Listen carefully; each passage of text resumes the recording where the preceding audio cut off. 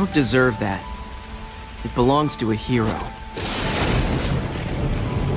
तो तुम सब ने बेन 10 पर एक वीडियो मांगा था और मैं इतने टाइम से यही सोच रहा था कि ऐसा क्या किया जाए कि ये वीडियो बनाना वर्थ इट हो। तो फाइनली टॉपिक मेरे पास है। तो आज मैं ये बताने वाला हूँ कि कैसे पॉप कल्चर को बेन 10 यूनिवर्स की बहुत जरूरत है और कैसे बेन 10 जल्द ही एग्जिस्टेंस से खत्म हो सकता है। पर मेरे दोस्त बात वही आ जाती है कि ये वीडियो अपलोड हो चुका है, तुम लोग देख भी लोगे और अपने ओपिनियंस कमेंट भी कर दोगे, लेकिन फिर क्या, ये एक छोटा सा चैनल है तो बेन 10 से रिलेटेड मैं जो भी बात करूंगा वो ज्यादा लोगों तक ही नहीं पहुंचेगी। कार्टून नेटवर्क इंडिया और WB इंडिया तक तो दूर की बात है। पर आप ऐसा मान के चलो कि अगर ऐसा ही रहा तो बेन 10 धीरे धीरे एग्जिस्टेंस से गायब हो जाएगा। तो हेलो वेबटास्टिक फैंस, मेरा नाम है सत्यम मिश्रा और अगर आप चाहो तो मुझे प्यार से मिस्टर वेब भी बुला सकते हो। तो समय को सराखों पर रखते हुए चलिए शुरू करते हैं। अब क्योंकि पॉप कल्चर अभी कई सारे यूनिवर्सेस से भरा पड़ा है, लोगों के पास बातें कम पड़ जाती हैं करने के लिए। हम मार्वल की तारीफ करते हैं, उससे गालियां भी देते हैं, हम DC के फ्यूचर के बारे में भी सोचते हैं और आजकल तो ब्रह्मास्त्र के कॉन्सेप्ट पे भी बातें करने लग गए हैं। पर बेन 10 जो कि एक ऐसा ओमनीवर्स है जिसे दशकों तक एक्सप्लोर करोगे तब भी खत्म नहीं होगा।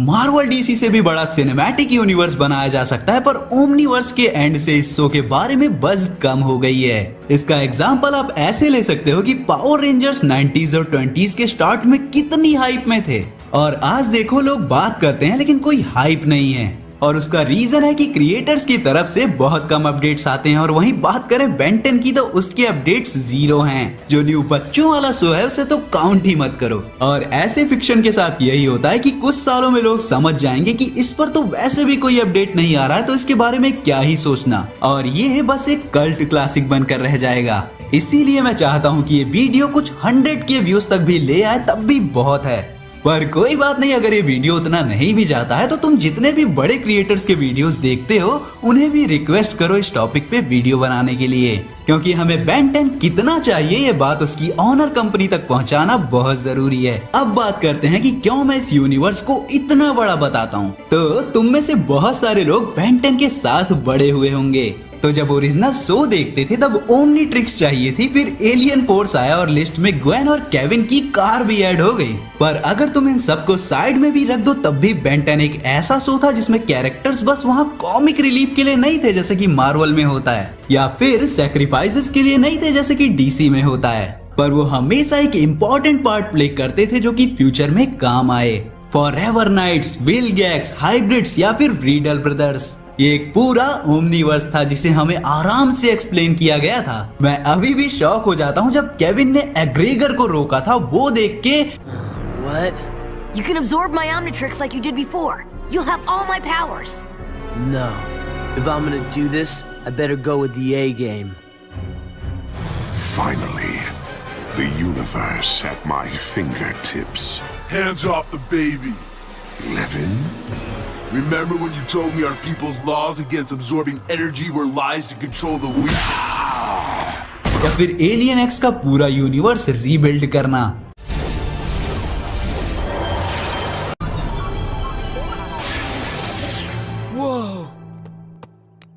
धमाका कैंसिल।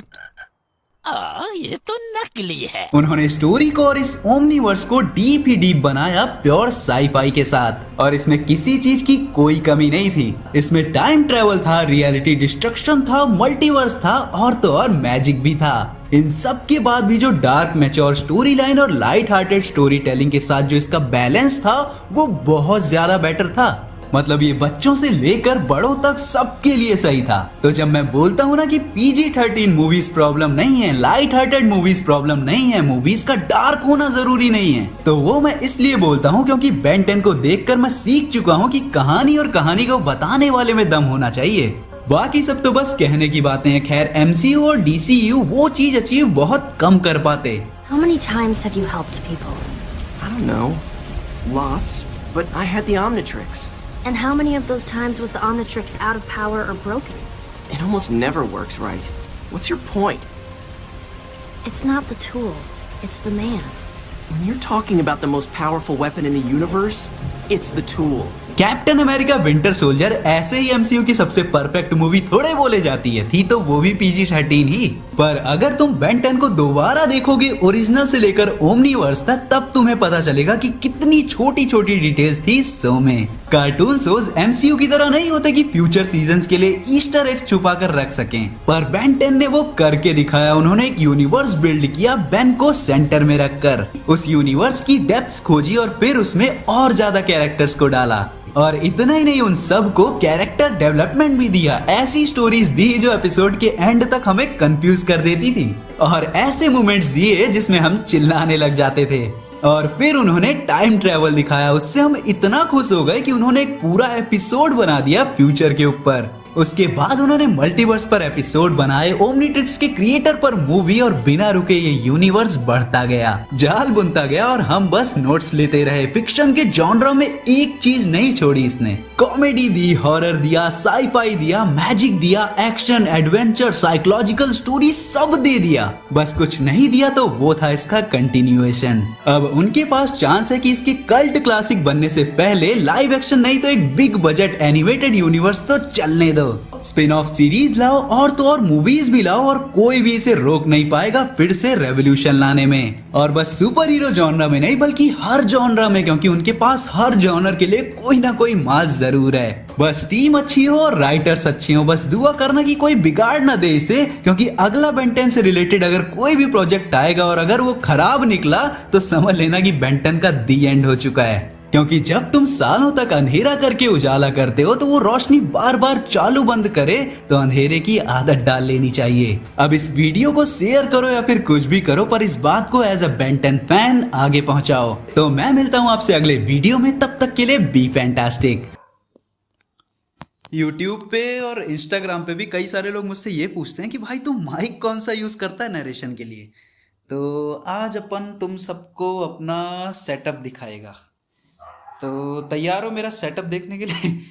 तो ये है मेरा रिकॉर्डिंग सेटअप, यहाँ पे मैं सोता हूँ और यही है मेरा रिकॉर्डिंग सेटअप। एक नीचे बैग है, उसके ऊपर एक पिलो, 2 पिलो, 3 पिलो रहती है, फ़ोन ऊपर रख देता हूँ, और उसी फ़ोन में जो स्क्रिप्ट के लिए रहता है एक मिनी विंडो खोल लेता हूँ, उसी से स्क्रिप्ट पढ़ी, वहीं पे नरेशन किया, और यही है मेरा रिकॉर्डिंग सेटअप। और तुम्हें मैं सच बताऊँ, मैं कहाँ रहता हूँ, मैं 4th फ्लोर पे रहता हूँ। तो ऐसा मान के चलो कि इतना शोर होता है यहाँ पे, इतने ऊंचे रहने पे भी इतना शोर होता है। नीचे से बाइक की आवाज़ आती है ना, ट्रैक्टर जा रहा है उसकी आवाज़ आती है, लेकिन क्या कर सकते हैं।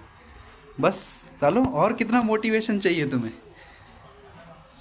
जय श्री यूसु की राम राम बोलो और शुरू हो जाओ तुम भी।